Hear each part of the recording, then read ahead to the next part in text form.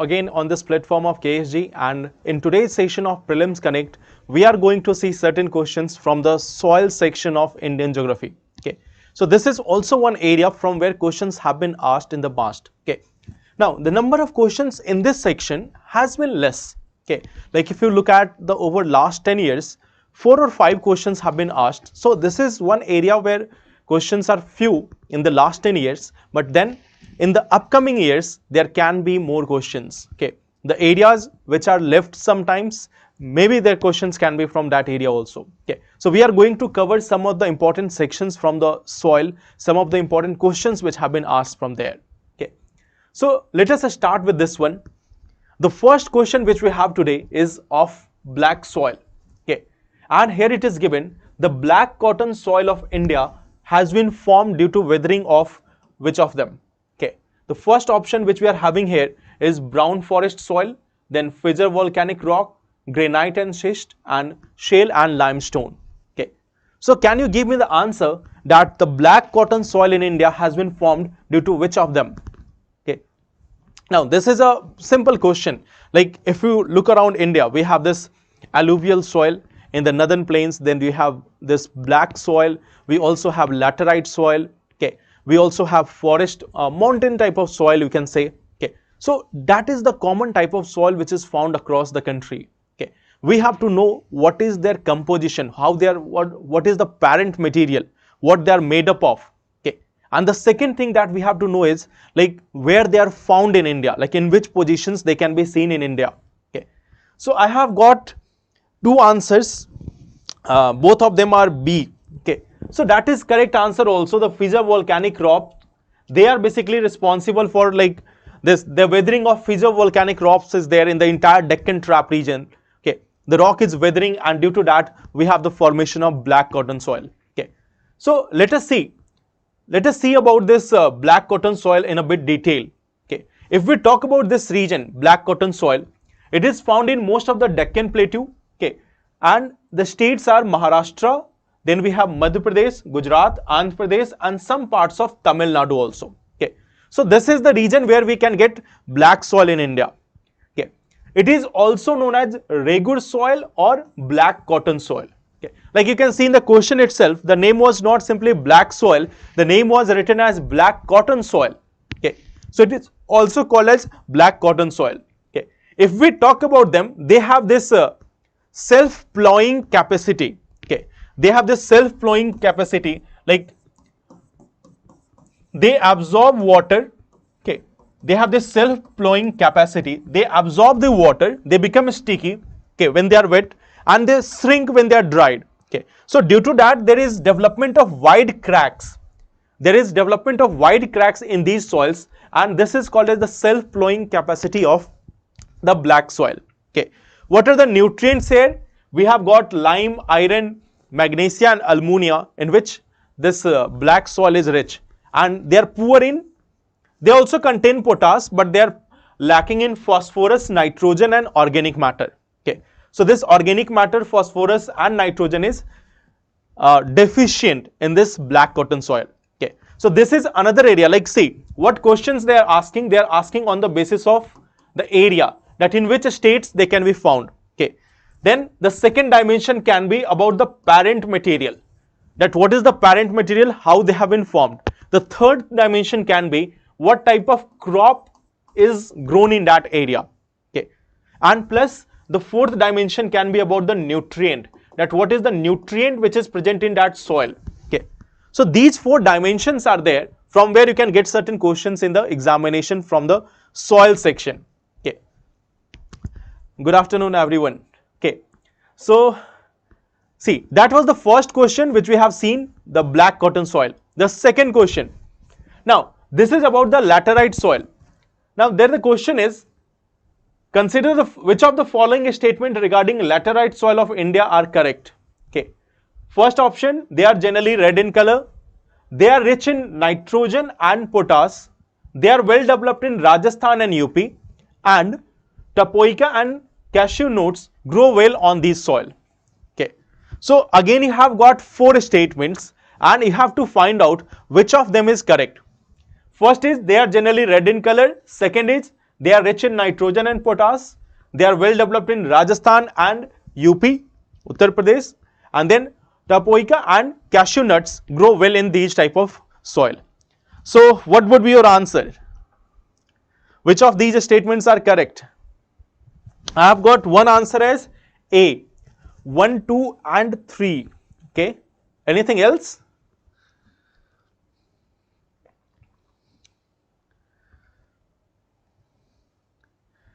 Anything else? What can be? Anyone else?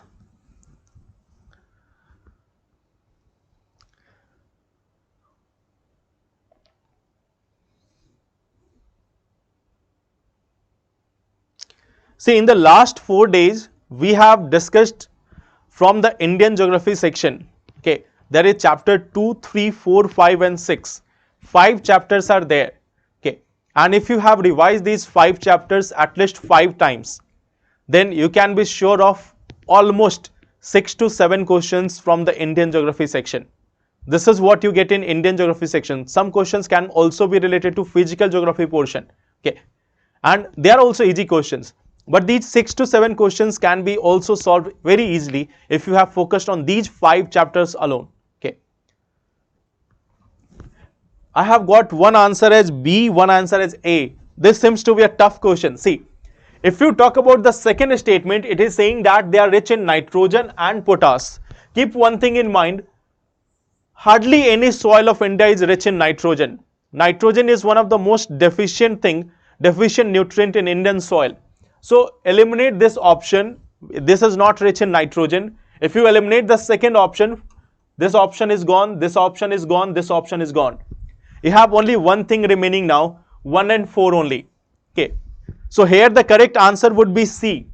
The Indian soils are not very much rich in nitrogen. Nitrogen is one of the most deficient thing. That's why one of the most common fertilizer which we are using is urea.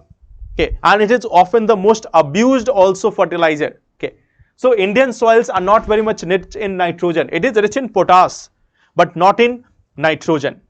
Okay, see, if we talk about this laterite soil, okay, even if you see this third option, they are well developed in Rajasthan and UP. See, even if you see this, laterite soils are generally developed in the areas of higher rainfall. Last time also when we were discussing this previous year question, we have seen that in the states of UP and Bihar, I have told you that we generally get deciduous type of vegetation, means less amount of rainfall. So in case of UP and Bihar, and you know about Rajasthan, that Rajasthan is not having too much heavy amount of rainfall. Laterite soil is formed in generally those areas where we have this heavy amount of rainfall. So if you eliminate using 3 also, you can easily get to that answer of C. Okay, so there are 2 very easy options here in question in statement 2 and statement 3. If you could focus on one of them, you could easily solve it. Now, when I have told you about this Rajasthan, you might be thinking, yes, this was a easier one. Nitrogen and potash, still a bit difficult to remember these things. But you know that Rajasthan and UP are not having too much heavy amount of rainfall. So using that thing, you could have easily got the answer as C, 1 and 4 only. Okay. Now, let us see some facts about this laterite soil.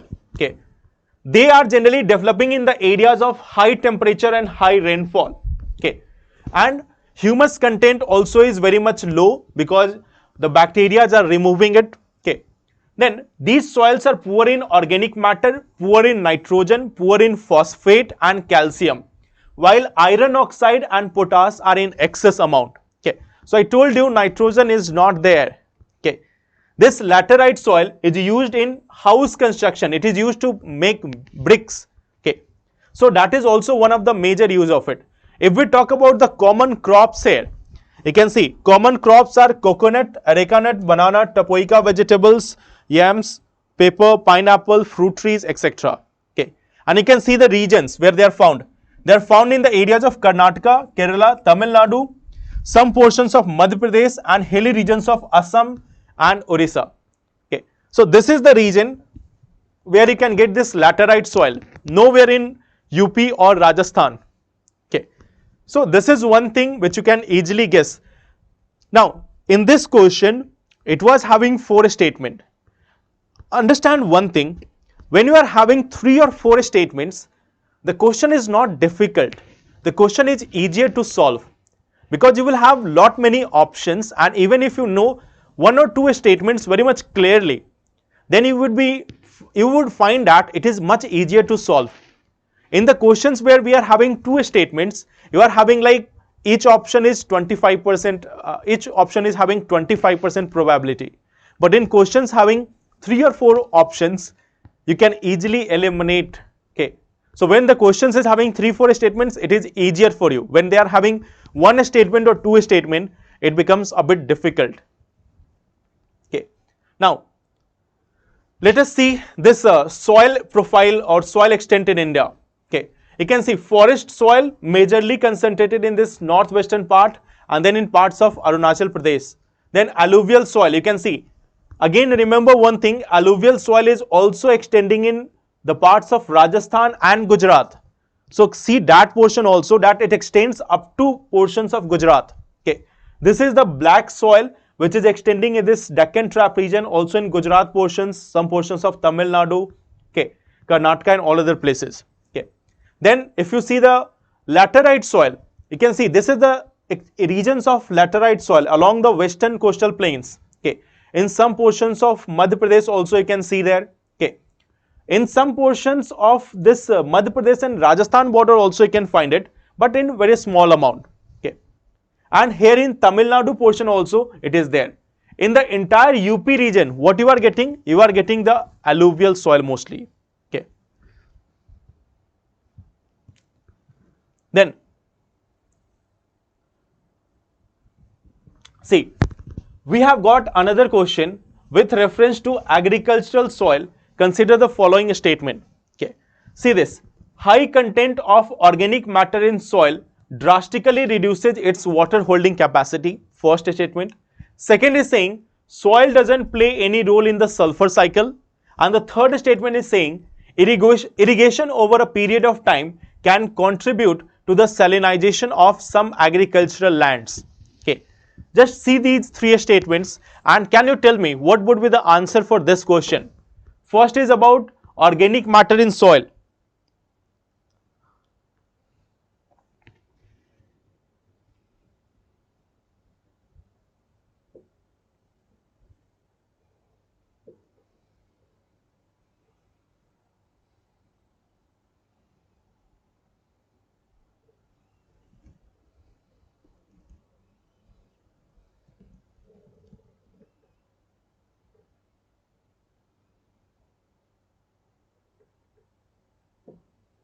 I have got one answer as B.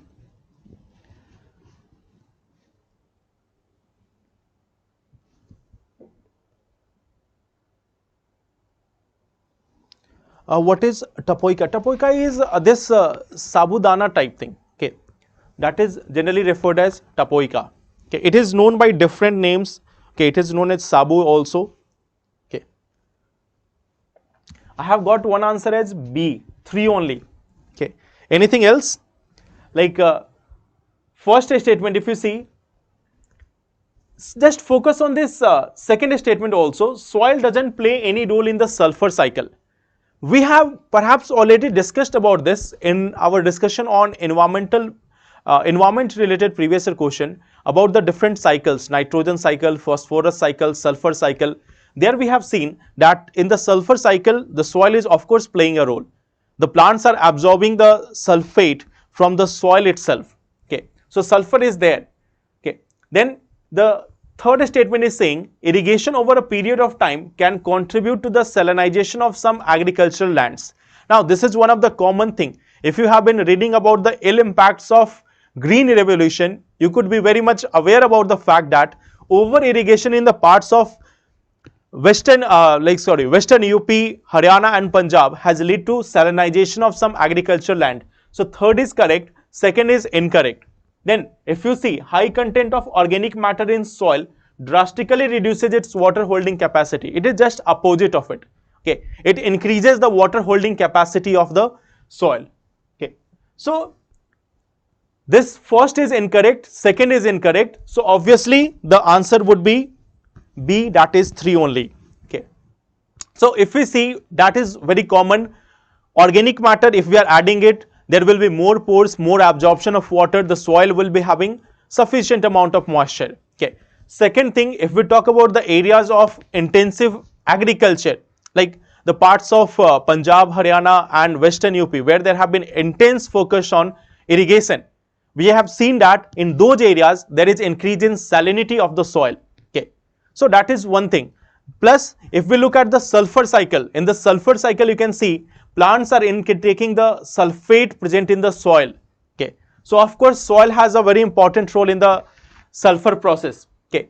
Plus one more thing, if we talk about the, just to give you a quick reminder of it, okay, we have seen nitrogen cycle and carbon cycle, they are following this gaseous processes, the sulfur cycle and phosphorus cycle.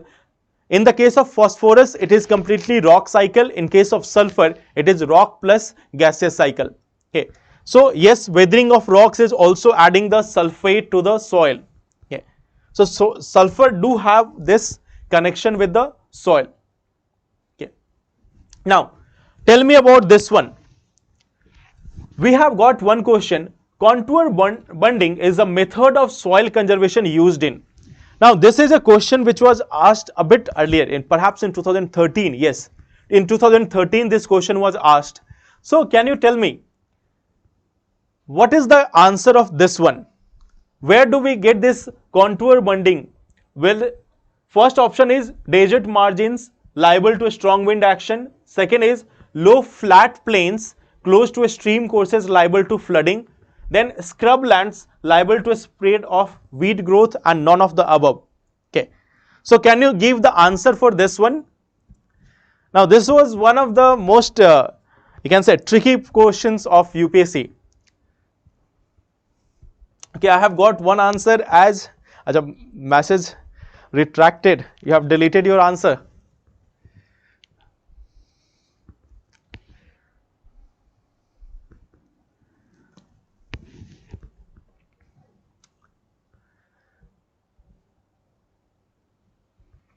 So what would be the answer here in this question? We will see the image of this. What is contour bunding? We will just see that. Okay. I have got one answer as A. Desert margins liable to strong wind action. Anyone else? See, this contour bunding, in this contour bunding, what happens that, like you can see this in the hilly regions, on the margins of these what you can say agricultural fields, organic matter is like accumulated. Okay, this organic matter is used to like create a, you can say, a boundary like thing. Okay, you can see at this portion a little bit of boundary is there, and it has been created from the organic matter itself. Okay, so it tries to reduce the amount of soil erosion. It also slows down the speed of water which is flowing from this area. So contour bunding is something which is practiced in hilly regions, not in the flat regions, not in the desert regions. It is something which is practiced in the hilly regions where the slope is quite steep. Okay, and in that region, in order to curb this soil erosion, the contour bunding is generally practiced. So yes, the answer here will be none of the above. None of the above would be the correct answer because it is practiced in hilly regions. Okay. So I hope that is now clear, Satyam, that what is this contour bunding? Here we are using this organic matter to create a boundary at these surfaces so that there is less erosion. There is less erosion of the soil, the speed of the water which is passing through it, it will also slow down. Okay. So that is our contour bunding. Then let us see the last question for today. It is not related to soil because I told you in the beginning itself, soil related questions have been very less in UPSC, and this one question is having something related to soil, so I have picked it. Now it is more about crop. See this, the crop is subtropical in nature. A hard frost is injurious to it. It requires at least 210 frost-free days and 50 to 100 centimeters of rainfall for its growth. A light, well-drained soil capable of retaining moisture, just focus on this one, a light, well-drained soil capable of retaining moisture is ideally suited for the cultivation of the crop. And which one of the following is that crop? Okay, that is fine. You have, yes, you have written D as the answer in the first case and then you have deleted it. So go with your instinct. Go with your instinct that yes, you are marking the correct one. Be a bit confident about your answers. Okay. Okay, this question is there that the crop is subtropical and it requires a soil which is capable of retaining moisture.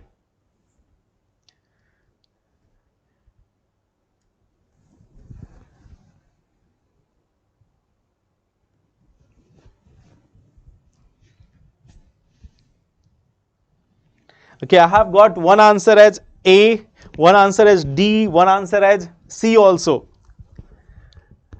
B is the only one which you have left. Okay. See, if we talk about it, the correct answer would be A, that is cotton. See, just get this hint from there. It has to be a light, well-drained soil capable of retaining moisture. The black soil is able to retain moisture for a very long period of time. So this one is the most probable. Cotton is the one crop which is requiring all these things. Let us see about this cotton itself. What is the requirement for cotton cultivation? Clear sky during the flowering stage, high temperature, light rainfall or irrigation, 210 frost-free days and bright sunshine. Okay, and then requires 6 to 8 months to mature. Now this is something which is directly given in the NCERTs. Okay, if you see the NCERTs directly, there you can find this, that in cotton this is the requirement. Okay, that they require 210 frost-free days. Okay, acha, you have given V also. Okay, you were feeling left out for jute. Okay, no problem. The answer here would be A only. Okay, cotton is such one crop which is grown in the black soil region. Okay, black soil is the one which has this higher moisture retention capacity. Okay, so here the correct answer would be A, that is cotton only. Okay, so you can see this is the cotton, and in tomorrow's class we will try to see some more questions related to agriculture section. Okay, so far we have covered the sections of physiography, drainage, then we have discussed about vegetation. Today we have seen soil also. Tomorrow we will try to see some questions which have been related to agriculture mostly. Okay, so then apart from this cotton, there are various other questions from the agriculture section. We will see that tomorrow. Okay, I will suggest you just go through the agricultural notes of your, and we will discuss some questions tomorrow. Thank you very much. Let's meet tomorrow. Thank you.